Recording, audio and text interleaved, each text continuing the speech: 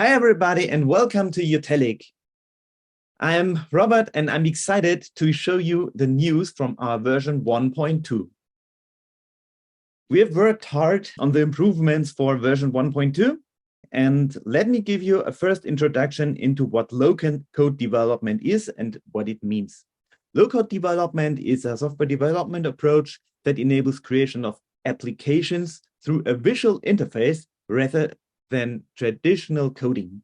So if you develop your app with a low-code development platform like utalic, you don't need to code everything, and you can design your user interface visually by drag and dropping components into your forms. So low-code development is the perfect approach for non-coders to create their own apps. Low-code is very growing, actually. A Gartner study says that 65% of companies will use low-code by 2024. A Forrester study says that the low-code market reached 21.2 billion by 2022, and a compound annual growth rate is expected to be more than 30%. So low-code is very hype, actually, and many companies are switching from traditional old coding to developing apps with low-code. The benefits of low-code are simply clear. The development is faster, and the deployment is faster, and you have an increased productivity, and you reduce your manual work. You have an improved user experience because of the use from predefined components. You don't have to design everything by yourself, and you can use proven components in your apps, and you don't have to reinvent everything from scratch. And of course, you can collaborate with your co-workers very easily by using a low-code development platform.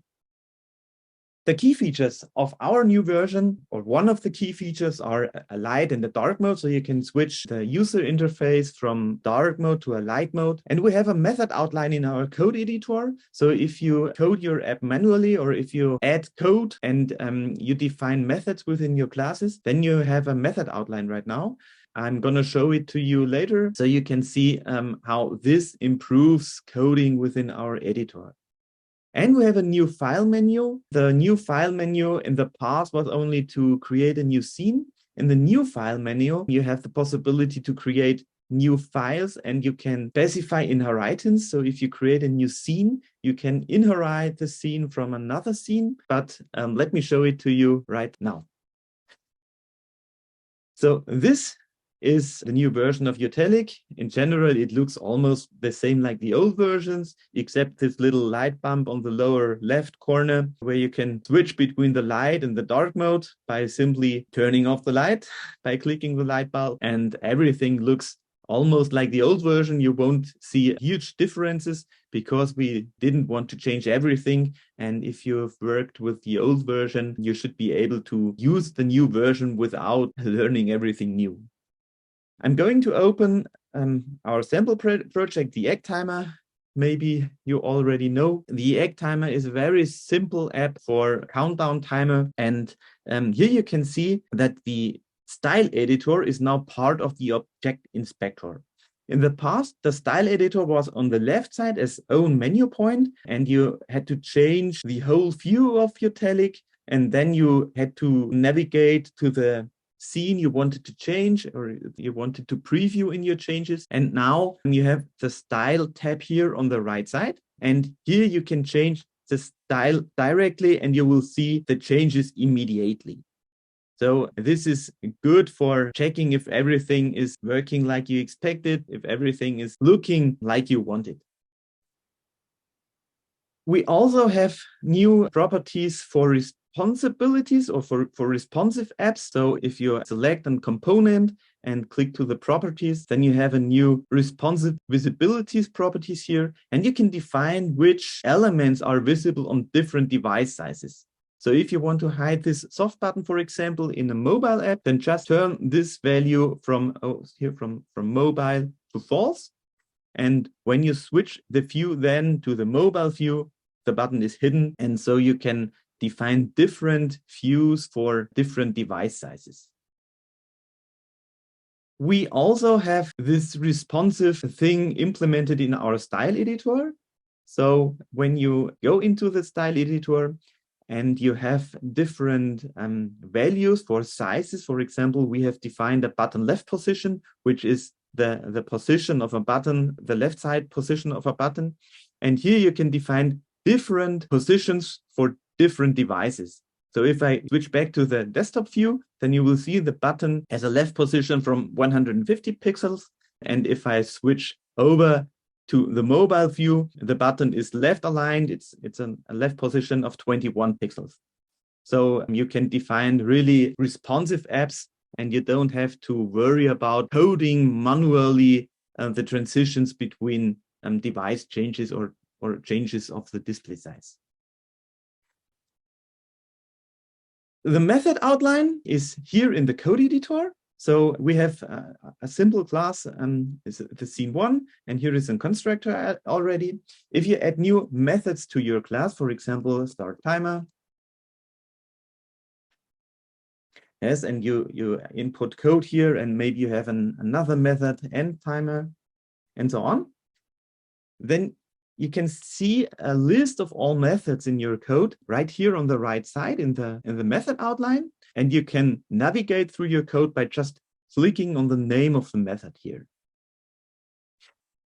It's also automatically highlighted in which method you are working. So if I write code here in my end timer, then you will see that the end timer method is automatically highlighted. So if you're working on a big code, if you have many methods in your class, then you can always see where you are and which method you are working. And this makes it simpler to code and to keep an overview of what you are doing. The refreshed new file menu appears when you click the new file. Then you can see there is not only a possibility to create a new scene or a new file, but also to create data modules, a user interface test, or an empty file. In the past, you had different icons here on the top right corner of utalic to create user interface tests or an empty file or a scene. The data modular function is new, and this is easier to create a new file and to get an overview of what you're doing. Plus, if you create a visual scene, you can define an ancestor here. So if you want to create a scene which inherits properties from scene one, you can create a new scene and select scene one here. And then a new scene is getting created, which inherits all properties from scene one, and you only have to specify the differences. This has been possible in the past as well, of course, but you had to define the inheritance and the ancestor in your code then. And now you have it in your new file menu, which makes it easier to create new things. More new features are the responsive properties I already mentioned, the live properties. To show the live properties, I'm going to create a new project. I create a responsive app right here on my desktop. I create a new folder, live test, and select this folder to create a new project. And the live property feature is you can set properties of different components, not only by entering values, but also to define the content of a property with the property of another component. Sounds complicated, but it is not, especially if I show it to you. So I insert a text edit here where the user can input anything. And above that, I place a label. And I want to show the content of the text edit always in the label one. In the past, I had to make an on-change event in the code, or I had to define it with the workflow editor. And I had to react on the on-change event of the text edit. And now with our live properties feature, you can define here on the caption, when you click on this database icon, and here you can link the property to another project, for example, to text edit one, and here to content. So if I've defined that, and when I run my application, then I can enter anything here in my text edit, and the label automatically displays the value which is shown here in my text edit. This is very useful, especially if you create database applications, for example. Then you can set live properties not only to, or you can not only link properties to another controls, but also to database components. So if you have a database table with contacts in or something like that, and then you can say, okay, I want to show the first name of my contacts database automatically here in my field, and you don't have to code anything. You don't have to define a workflow. You just specify the property and everything is running automatically. We are proud of our new sidebar control. The sidebar control is a very versatile tool. Sidebar. The sidebar can be used as main navigation element within your app. I'm inserting here a new sidebar, set the floating to full to have it full screen on my scene. And I can define here different items on my sidebar right now. So here on the right side in the object inspector, I click on the items entry, and I'm going to add new entries here. For example, I am adding a new menu point named home, and another new entry, I name it contacts, and another new entry, I name it invoices.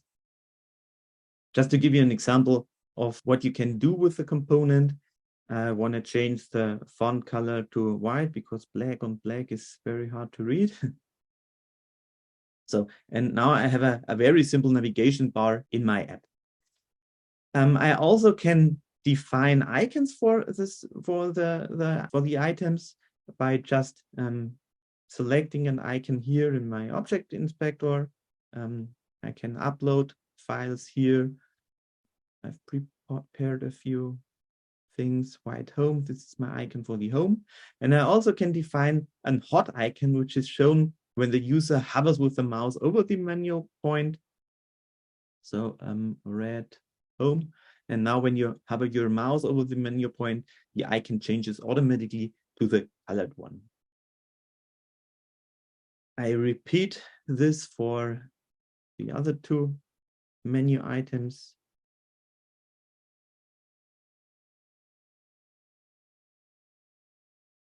And white documents. So now I have a pretty nice sidebar component, and I don't have to worry about creating menu icons. Everything is responsive automatically. So if the sidebar control is visible or shown on a smartphone, it automatically is displayed in full width. And if you run it, you will see that the navigation also changes. But to show that, let me first create a new scene. My goal is to open another scene when I click on the contact point. Therefore, I create a new visual scene. I name it contacts. Yes, and this is my contact scene right now. I'm inserting a label just to see anything here. This is the contacts scene. And now in my sidebar control, I can define that the contacts menu item should open the contacts scene. When I run the app now and I click on the contacts menu item, then the contacts scene is automatically loaded here on the right side. To see how the responsive functionality is, I simply make the preview, the simulator smaller. So when it's smaller, you see the sidebar automatically disappears and a menu item is appearing here on the top left corner. When you click on it, you're coming back to the sidebar component, and you can click again on it to change the theme. So the sidebar component is very fast to use, and if you want to create an application with a navigation bar of any kind, you can use the sidebar component. The sidebar component is also fully customizable. You can use the style editor, or you can set different color values for everything you see to customize it to your own needs. You also have the possibility to make an item here sticky on the bottom. Therefore, you define an icon as extra item. So if I set this value to true, then the entry the menu item appears on the bottom of the sidebar, so you can define which is important or what are main menu items and what are, for example, setting items and so on. You also can set multiple extra items, so you don't have to limit yourself to only one item. You can have as much extra items as you want. The sidebar also has a function for showing a user area. So if your app needs a login, for example, or if the user is defined, which is working with your application, then you can show a user area here by activating the show user area function. Then this area here appears. Here you can create an avatar, so a small icon for the user. Yes, I select Superman for it. Then you will see the name of the contact or of the image of the contact. And here I can also insert a user name, for example, Clark Kent, and then user description, Superman. Yeah. So if you are developing an app with user sign-in and user management, you can show the currently logged in user in your sidebar with almost no extra work. I told you about the inheritance of app scenes. The inheritance of app scenes is very useful if you have multiple scenes which show almost the same content. For example, if you have a contacts list or if you have a products list, then they are both lists in general, but they will be linked to different data sets from your database. Then you could create one scene, for example, a list, and then you can inherit the list to a contacts and to a product scene. And then you only have to define the differences in each inherited scene. To show you this functionality, I just create a new scene, which I will make the contacts scene as ancestor, create file. So I make it contact, subcontacts. And when I have this subcontacts, I automatically have everything which is placed in the contact scene here in my subcontact scene as well. And when I change properties and when I insert new controls in my contacts scene, they will appear automatically in the subcontacts scene as well. So this saves you a lot of time and a lot of work, of course. And if you implementing new features in the ancestor scene, for example, in the list scene, this functionality is automatically available in the inherited scene then as well. Even more features of our new version are a file uploader component. So if you have to upload files to a data space, then you can use the utalic servers. Just create a new server and insert the file uploader component. The user can upload files then, for example, his user image, his avatar image, and it will automatically store it on your utalic server then.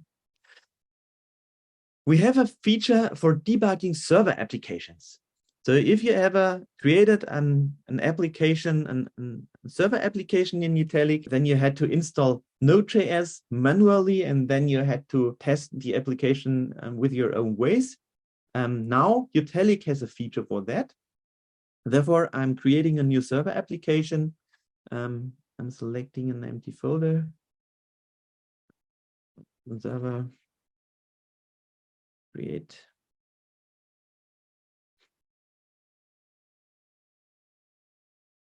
Create project.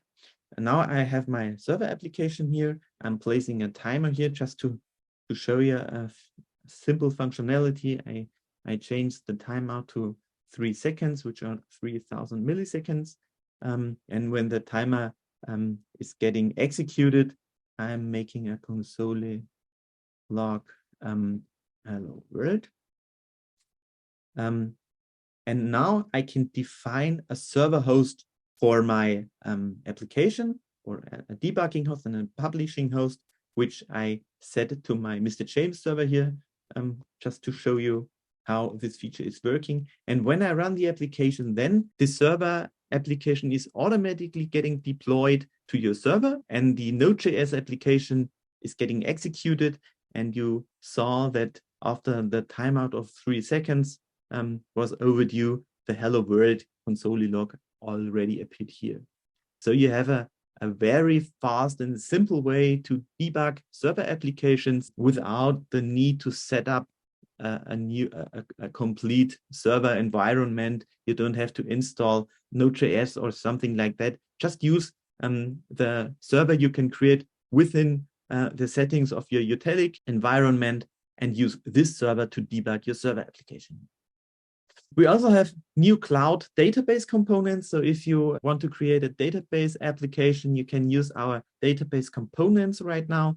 So you can create database tables and define data fields. This is automatically saved onto your utalic server there, and you don't have to worry about setting up a MySQL or a MariaDB or a Postgre or something like that. Just use the cloud database components, and utalic makes everything automatically for you. We also have a new unzip component.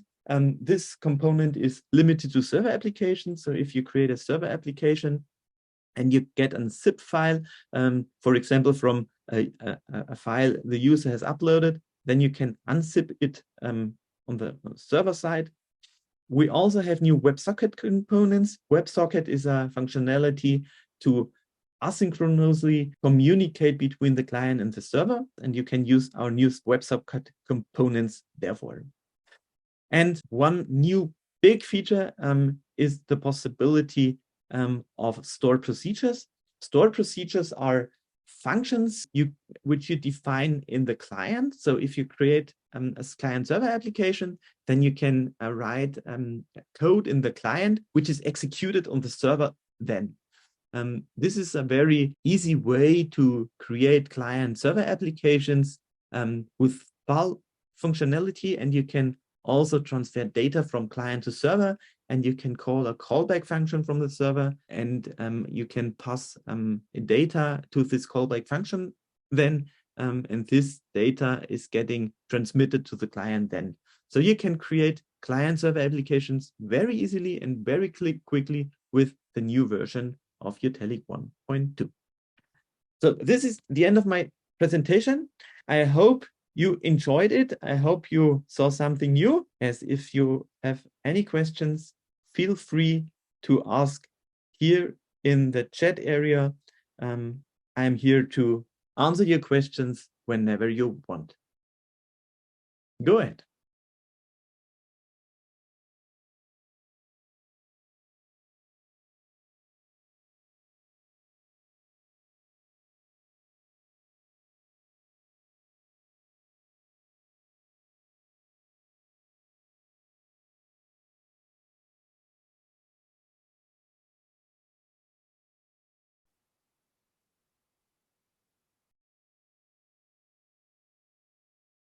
So if you don't know the question right now, but if you think, oh, okay, later when you work with the application, the questions will come, feel free to contact us whenever you want. Just write to hello@utalic.io.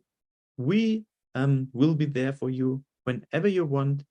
So thank you for your attention. Thank you for joining me. Thank you for listening and watching me. Hope to see you again. Bye-bye.